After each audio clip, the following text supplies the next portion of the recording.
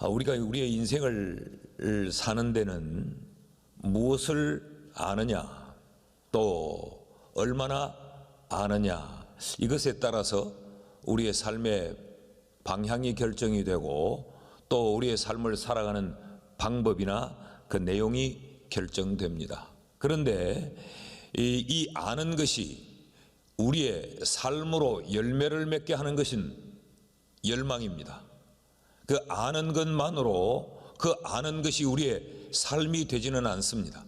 그 아는 것을 우리의 삶으로 만들기 위한 열렬한 그 바람이 있어야 그 아는 것이 우리의 삶의 열매로 나타나게 되는 것입니다.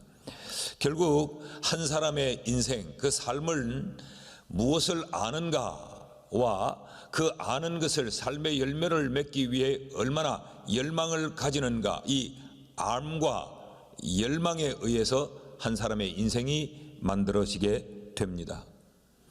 열망이 없는 앓은 열매를 맺지 못하는 슬픈 지식에 불과해요. 그런 앓은 열매를 창출하기보다 계속적으로 부정적이고 비판적이고 사변적인 지식에서 멈추고 맙니다. 반면에 이 아는 것이 없는 열망, 아는 것은 없는데 열망만 있게 되면 그 열망은 거품과 같은 헛된 몸부림에 불과합니다. 그래서 한 사람의 인생을 살아가는 데 있어서는 이 아는 것과 그 아는 것에 대한 간절한 바람, 이 열망이 절대적으로 필요한 것입니다.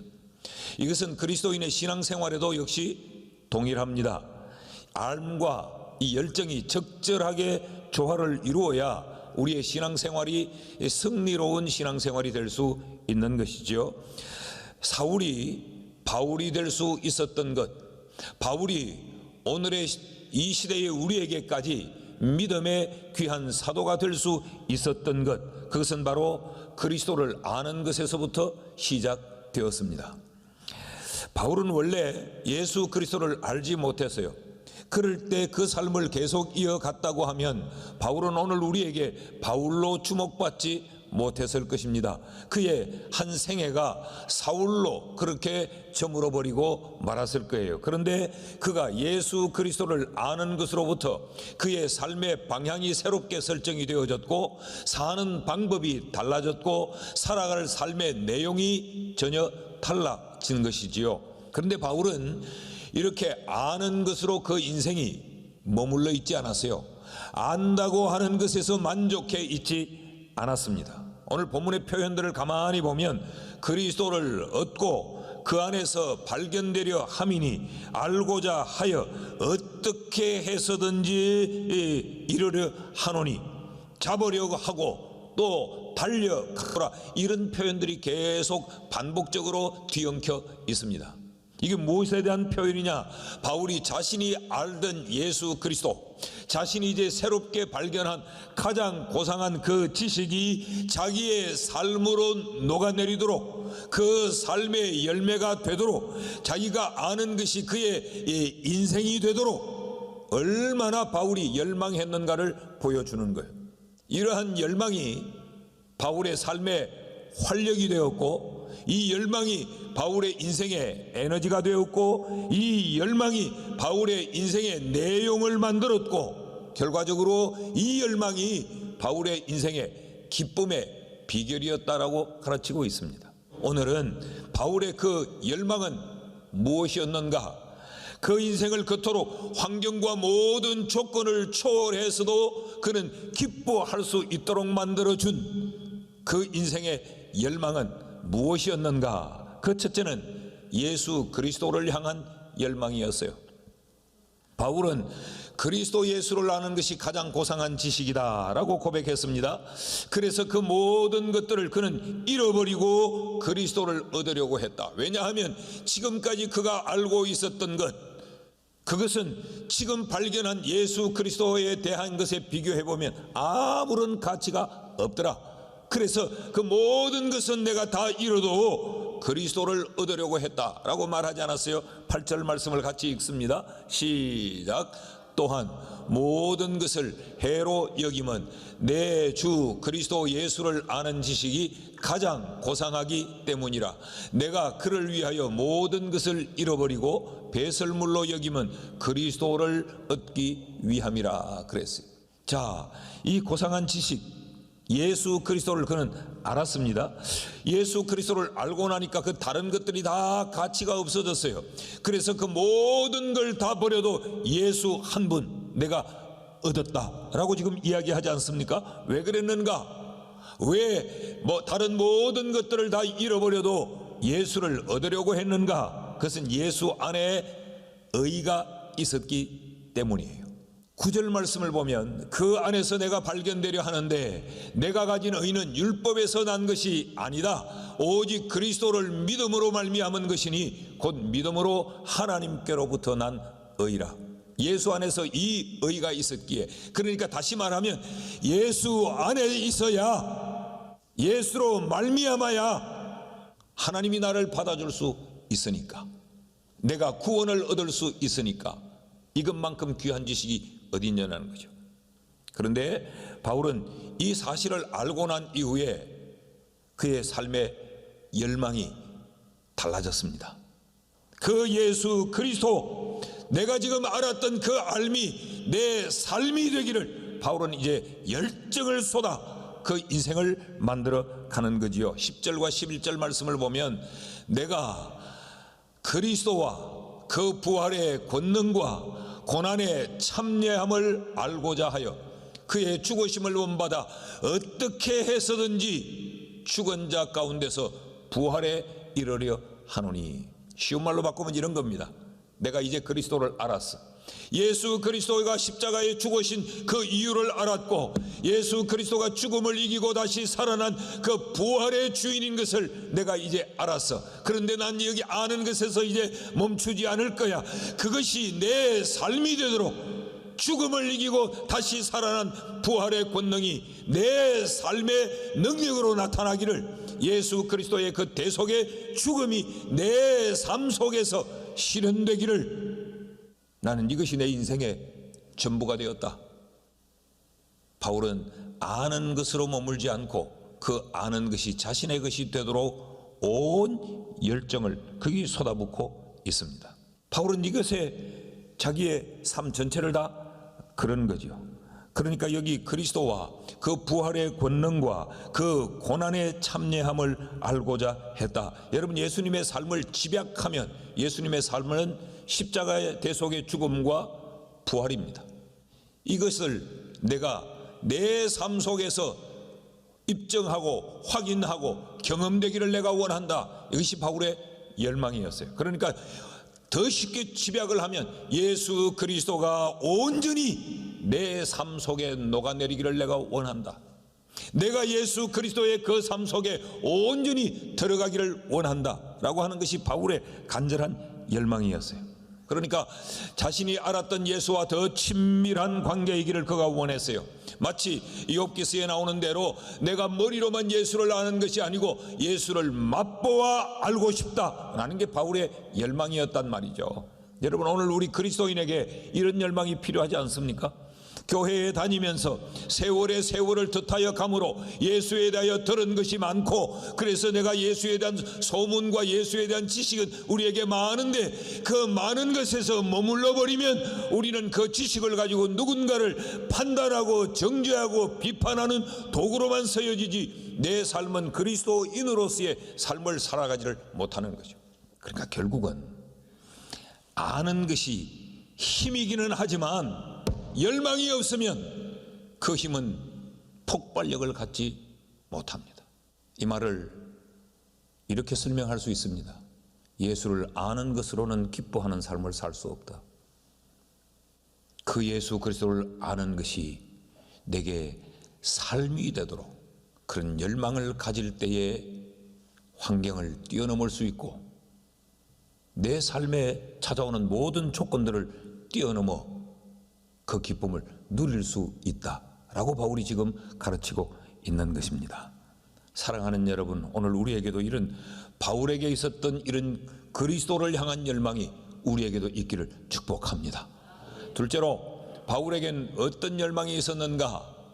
그리스도를 아는 것에서 머물지 않고 그 그리스도가 내 것이 될 수 있도록 그리스도에 대한 열망이 있을 뿐만 아니라 바울은 자기를 극복하는 자기 극복에 대한 열망이 있었어요. 지금 이 편지를 기록할 때 바울의 형편이 어떠했느냐?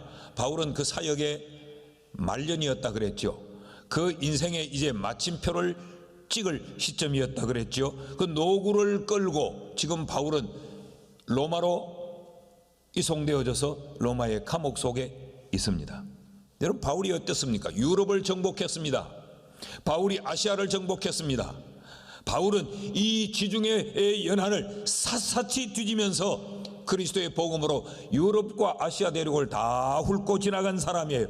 바울은 이곳저곳에 수많은 사람들에게 복음으로 영향력을 끼쳤어요. 그의 흔적들이 유럽과 아시아 전역에 깔려 있어요. 그가 세운 교회들이 곳곳에 세워져 있어요. 마치 그를 지금 이 땅에서 볼 수 있는 예수님처럼 사람들이 그를 떠받들고 있어요. 뿐만 아니라 고린도후서 12장에 보면 바울이 셋째 하늘에 이끌려 올라갔다 온 신비로운 영적 체험을 했던 사람이에요. 그로부터 14년이 지난 지금 시점이 지금입니다. 그러니까 바울은 영적인 체험에서도 이 땅에 사는 사람이 체험할 수 있는 모든 신비로운 체험을 다 했어요. 이런 바울이 오늘 12절에서 이렇게 고백합니다. 내가 이미 얻었다 함도 아니요 온전히 이루었다 함도 아니라 오직 내가 그리스도 예수께 잡힌 바 된 그것을 잡으려고 달려가노라. 무슨 이야기입니까? 이 엄청난 일을 감당하고 그 누구도 체험 못한 체험을 바울이 다 했지만 그는 그것에 만족하지 않는다는 것. 여러분, 이쯤 되면 나는 이제 얻을 것 다 얻었다, 이만하면 나는 이룰 것 다 이루었다, 나는 해볼 것 다 해봤다, 나만큼 많은 체험을 가진 사람이 어디 있겠느냐, 나만큼 많이 아는 사람이 어디 있겠느냐, 나 배울 만큼 배웠고 나 가질 만큼 가졌고 나 경험할 만큼 다 경험한 사람이야. 충분히 이런 지경에서 안주하고 머무를 수 있는 바울이었고, 바울의 그 인생의 시간으로 봐도 이제는 충분히 그럴 만한 시점이었어요. 그럼에도 바울은 13절 말씀에 형제들아, 나는 아직 내가 잡은 줄로 여기지 아니하고 오직 한 일, 즉 뒤에 있는 것은 잊어버리고 앞에 있는 것을 잡으려고 달려가노라 그랬어요. 그는 아직도 나는 얻지 못했다, 아직도 나는 이루지 못했다. 바울은 자기를 극복하려는 간절한 열망이 바울에게 있었던 거죠. 뒤에 있는 것은 잊어버리고 앞에 있는 것을 잡으려고 달려간다. 여기 뒤에 있는 것을 잊어버린다, 이 말은 지난날 과거의 경험을 다 잊어버린다 그런 이야기가 아니에요. 지난날 내 회심의 사건도 잊어버린다 그런 이야기가 아니에요. 내가 뒤에 있는 것은 잊어버리고, 이 말은 과거의 경험을 의지하지 않고 그런 이야기입니다. 과거의 경험에 만족하지 않고 그런 이야기입니다. 지난날의 것에 내가 안주하지 않고 그런 이야기예요. 그러니까 바울은 지금 그 인생의 마지막 끝자락에서도 그 간절한 열망 가운데 하나는 오직 그리스도를 얻고자 자기를 극복하려는 이 열망이 바울에게 얼마나 뜨겁게 있었는가를 우리에게 보여주는 거죠. 이것이 오늘날 그리스도인들에게 필요하다는 것. 그렇습니다, 여러분. 그리스도인이 자기 만족에 빠지면 병듭니다. 교만해집니다. 자기 의에 사로잡히게 됩니다. 다른 사람을 판단하고 정죄하게 됩니다. 그것이 바리새인들입니다. 에베소서 4장 15절은 우리에게 이렇게 말합니다. 오직 사랑 안에서 참된 것을 하여 범사에 그에게까지 자랄지라. 그는 머리니 곧 그리스도라. 성경은 그 어느 곳에서도 우리에게 노숙하라고 가르친 것은 없어요. 성경은 우리에게 끊임없이 성숙하라고 말했어요. 그런데 우리는 신앙의 연륜이, 우리는 신앙에 관한 조그마한 지식이 우리의 성숙을 멈추고 우리를 노숙함의 자리에 빠지게 만드는 거죠. 그러나 바울은 자기 극복을 위한 이 열망이 있었기에 바울은 끊임없이 성장하고 끊임없이 성장했던 거죠. 우리에게도 이런 우리 자신을 극복하려고 하는, 현재에 안주하지 않고 그리스도에게까지 이르려고 하는 이런 열망이 우리에게 있기를 주의 이름으로 축복합니다. 이것이 바울의 간절한 열망이었다.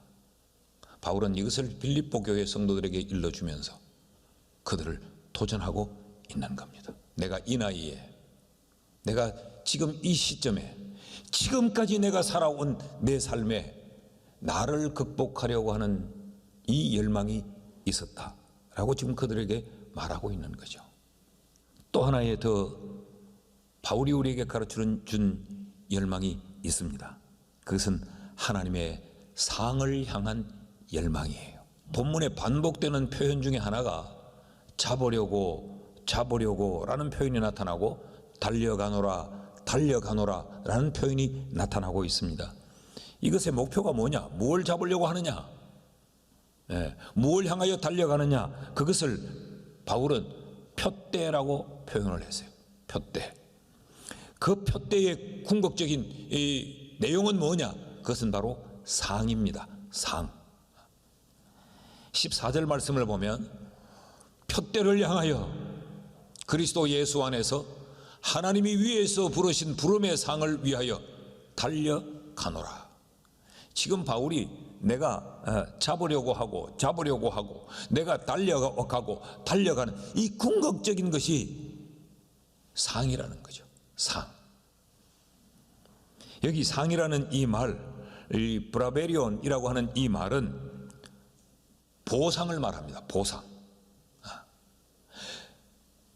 바울에게 있어서는 하나님이 그를 불러 사역자의 길을 걸어가게 한 것, 그 사역자의 길을 걸어가면서 바울이 수고한 것, 억울함을 당한 것, 헌신한 것, 희생한 것, 땀 흘린 것, 이 모든 것에 대한 하나님의 보상, 그것을 바울은 상이라고 표현했어요. 그러니까 바울은 이 열망이 있었다는 거지요. 오늘 내가 수고할지라도, 오늘 얘가 이렇게 매맞을지라도, 오늘 이 땅에서 내가 이렇게 천대를 받을지라도, 오늘 이곳에서 내가 이렇게 억울한 상황을 만날지라도 하나님이 내게 상 주실 거야 라고 하는 이 열망이 있으니까 바울은 그 상황을 이겨낸 거죠. 그것이 바울의 인생을 송두리째 흔들지 못한 거예요. 오늘 그리스도인들이 이 땅에 신앙을 붙잡고 신앙으로 그 삶을 온전히 승리롭게 살아낼 수 있는 것은 하나님의 보상 때문입니다. 이 열망이 없으면 포기하는 거죠. 이 열망이 없으면 주저앉는 거죠. 이 열망이 없으면 가는 이 길이 신이 나지 않습니다. 지루합니다. 따분합니다. 그저 원망과 불평밖에 없어요. 그런데 이 상이라고 하는 이 열망이 있으면 힘들어도 견디고 어려워도 뛰어넘고 그걸 버텨낼 수 있는 거예요. 상이 있으니까. 하나님이 우리를 향한 보상이 있다라고 하는 것에 대한 열망이 있어야 우리는 이 신앙의 다름질을 계속할 수 있는 것입니다. 지난날 바울의 열망은 뭐였어요? 땅의 것이었습니다.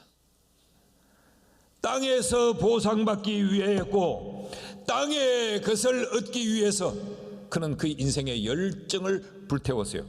그래서 교회를 박해했습니다. 그래서 그리스도인들과 투쟁했습니다. 그래서 스데반을 죽이는 일에 바울은 앞장을 섰습니다. 땅의 것을 기대했기 때문에. 그런데 바울이 그리스도를 알고 난 이후에 그 인생의 열망이 바뀌어졌어요. 하늘의 것으로. 위에서 부르신 이 말은 하늘로부터 그런 이야기, 하늘을 향하여 그런 의미입니다. 하늘의 보상, 하나님의 보상을 그 인생의 열망으로 삼았어요.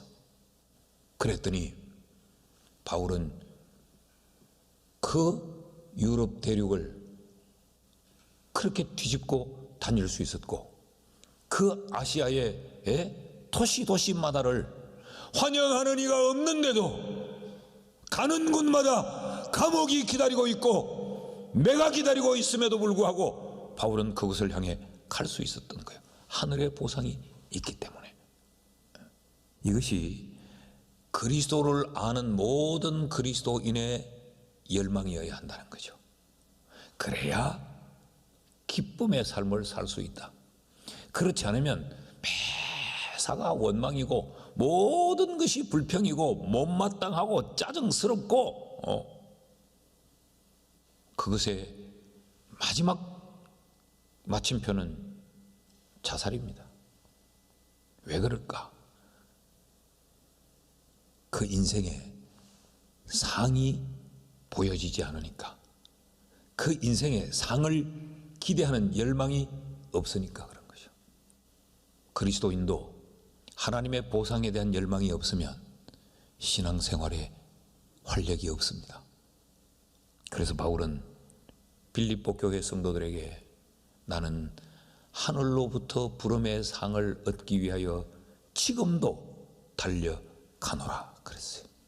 사랑하는 여러분, 우리 하늘의 상을 간절히 열망하는 이 가슴 뜨거운 열망이 우리에게 있기를 주의 이름으로 축복합니다. 이것이 믿음이에요. 믿음. 제가 또 한 번 말씀드리지만 뭐 하나님으로부터 상 받기를 원하고 하나님으로부터 복 받기를 원하는 것, 이걸 자꾸 비난하고 비판하고 이게 저급한 신앙인 것처럼 뭐 기복주의다 뭐 자꾸 공격을 해대는 사람들이 있어요. 또 이런 소리 하나 들으면 좀 고상해지려고 자꾸 그런 것들을 이론화하고 드러내고. 그런데 우리 믿음의 선진들이 우리에게 그렇게 가르치지 않았어요. 히브리서 11장 6절 말씀을 보세요. 믿음이 없이는 하나님을 기쁘시게 하지 못하나니 하나님께 나아가는 자는 반드시 그가 계신 것과 하나님의 존재를 믿고 또한 그가 자기를 찾는 자들에게 상 주시는 이심을 믿어야 할지니라. 하나님을 믿는 자에게 그 믿음에 대한 대가, 그 보상을 하나님은 반드시 해 주시는 분이다라는 거죠. 여러분, 구원은 그러면 예수 믿어서 구원 얻고, 구원은 하나님으로부터 얻고, 그럼 이 땅에서 우리의 모든 필요와 충족, 우리의 안녕과 복지는 부처한테 가서 얻습니까? 어떤 부모가 자기 자식을 낳고 이제 생명을 줬으니까 네 인생 네가 살아라 할 부모가 어디냐요? 부모는 그 자식의 먹고 마시고 입고 그가 사는 모든 것들을 부모는 제공해주고 공급해줘요. 마찬가지로 우리의 아버지 하나님이 우리를 상 주시지 않겠어요? 그것이 믿음이라는, 이 믿음이 있어야 된다는 거예요. 하나님의 존재와 하나님의 보상에 대한 믿음, 이것이 성경이 우리에게 믿음의 내용이라고 가르치고 있는 겁니다. 우리 신앙의 선조들이 바로 이런 열망을 가지고 살았어요. 히브리서 11장 26절 같이 읽어봅시다. 시작.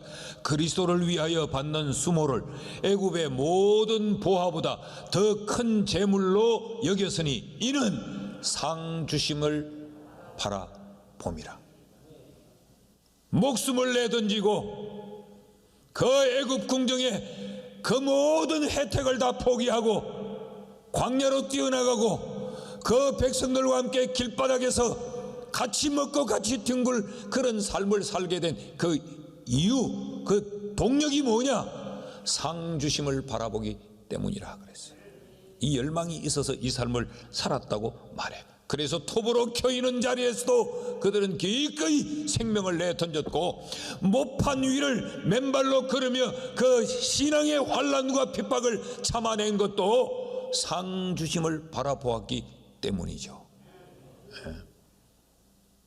이 열망이 없으면, 이 하나님의 상을 향한 열망이 없으면 우리는 우리의 기분 따라, 우리의 감정대로, 내 계산기 따라 삽니다.